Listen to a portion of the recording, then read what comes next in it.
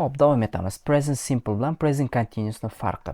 Endi bizda ba'zi bir ish harakatlar, ya'ni fe'llar, verblar borki, biz bularni ingliz tilida present continuous, ya'ni davomiy zamonda, ya'ni qilyapman, qilyapti degan ma'noda ishlata olmaymiz. Ya'ni qisqa qilib aytganda ing qo'sha olmaymiz. Ya'ni ing qo'shib ishlatib bo'lmaydigan fe'llar bor. Ya'ni bu qisqagina qilib aytganda holat fe'llari deyiladi. Ya'ni bularga qaysilar kiradi? Like yoqtirmoq, want xohlamoq, know bilmoq, understand tushunmoq, remember eslamoq, prefer afzal ko'rmoq, need kerak bo'lmoq, mean nazarda tutmoq, believe ishonmoq, forget esdan chiqarmoq.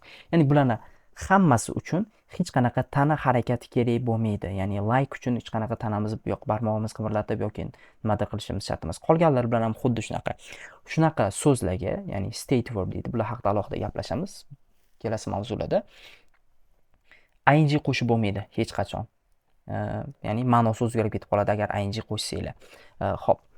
Use only the present simple with these verbs. Ya'ni bu so'zlarni ko'rganda biz present simple, ya'ni hozirgi oddiy zamon ishlatamiz. Ya'ni ing qo'shmaymiz demoqchiman. Ya'ni I want, I'm wanting degan narsa ishlatmaymiz.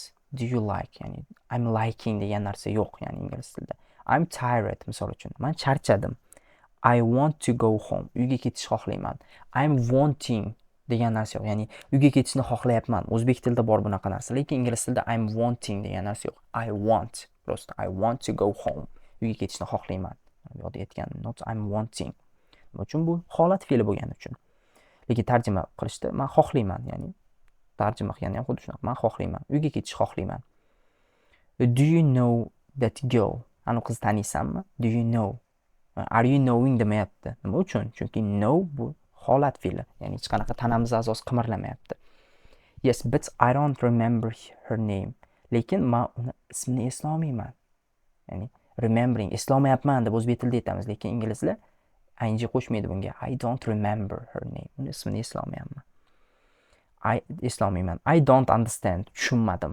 I'm not understanding. Tushunmayapman. O'zbek tilida aytish mumkin, lekin ingliz tilida aytmaymiz. I don't understand. Tushunmadim. Tushunmayapman.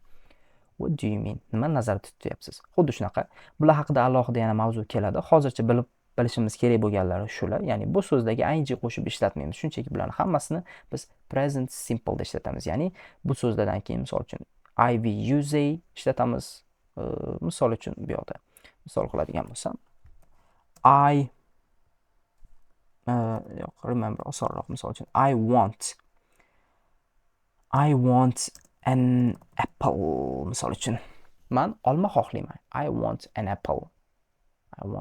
Men olma xohlayman. Yoki I like misol uchun chocolate. Men shokolad yaxshi ko'raman. I like chocolate. Shokolad yaxshi ko'raman. Xuddi shunaqa. I'm liking, ya'ni ing qo'sha olmaymiz, present continuous ishlata olmaymiz.